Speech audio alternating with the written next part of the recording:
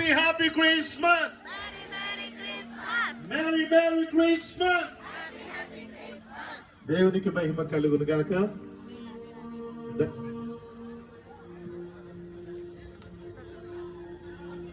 ప్రార్థన ఆశీర్వాదాలు అయ్యేంత వరకు దయచేసి సేవకులు కూడా కదలకండి. స్లోగా మీ దగ్గర ఉన్నటువంటి క్యాండిల్స్ ఆఫ్ చేయండి.